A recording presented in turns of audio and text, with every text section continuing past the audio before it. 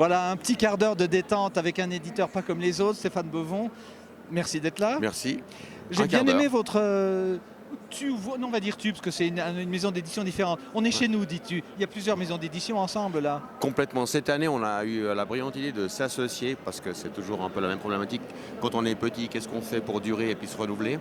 Et puis finalement, ça fait déjà quelques temps que Alice Hellas et d'autres se réunissent et collaborent ensemble pour faire des performances, pour animer notamment un cinéma à Lausanne où on met la littérature en scène de manière un peu plus sexy que bêtement poser un lecteur qui lit son texte Oui, de manière un peu moribonde. Ça s'appelle le Grand Littéraire, c'est à Lausanne. Et puis dans cette logique de fusion et de compétences et de complétude, parce qu'on se complète entre chaque éditeur, on a tous nos qualités et nos défauts. On a créé les Insécables il y a environ, Oui. c'est récent, il y a quoi, 4 mois. Et très rapidement, on a eu l'idée de s'associer pour faire quelque chose au salon d'un peu différent. On a demandé quelques soutiens qu'on a eus et on les remercie. Je ne sais pas si on peut remercier ici le canton de Vaud, la ville de Lausanne. Et puis, et ça nous permet d'avoir notamment ce carrousel qui est un des hauts lieux du salon. Alors c'est très bien parce que j'ai animé une tribune là sur la scène suisse et il y avait quelqu'un qui disait chez toi, on disait mais ils le font exprès. C'est une petite erreur, mais on en parlera en plus haut lieu. Mais c'est bien, en même temps ça dérange. Parce qu'on se dit c'est de qui se mettre à côté de... Non, de faire du bruit, de déranger les gens qui regardent. Ah oui, qui alors tournent la tête. nous on n'a pas pensé, du reste dans les deux sens, à qui Oui. se cassera le voisin Oui. et qu'est-ce qui va se faire. Donc nous c'est clair qu'on voulait animer, parler, lire à haute voix. Ah, ça, selon les Et lecteurs, puis, ils voilà. parlent bien dans le micro. Voilà, de tout. Il y a une notion, tu vas pas le dire, je vais le dire pour toi. Tu disais, nous, on est increvable parce on sait qu'on va perdre des sous de toute façon, donc ça peut durer. Oui, on est vraiment quasi immortel à ce stade-là. C'est-à-dire que tant qu'on est d'accord de sacrifier des tonnes d'heures et puis aussi quelques sous, eh ben on peut continuer.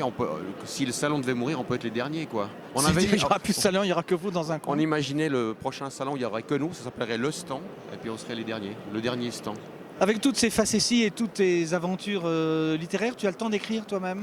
Oui, je suis sur un espèce de cycle un peu épique. Oui, j'en ai eu 2 volumes ouais. déjà. Et 10 sont prévus, tout est pensé. Il y a 3 sont sortis. Le prochain fait 1000 pages avec 200 pages de bande dessinée, donc il prend un peu de temps. Oui. Mais tout est pensé. J'aime beaucoup la pensée systématique en littérature. Moi, ce que j'aime bien, c'est les machines. Et je suis sur ce cycle qui se terminera en 2025. Avec un petit volume qui sort à l'automne, une sorte de spin-off comme on dit en français. En jargon, oui. Et puis le gros de 1000 pages pour l'année prochaine, qui sera lu ou pas lu, ou compris ou pas compris. Mais il sera imprimé. Mais il sera imprimé, ouais. Et bien imprimé, il sera beau.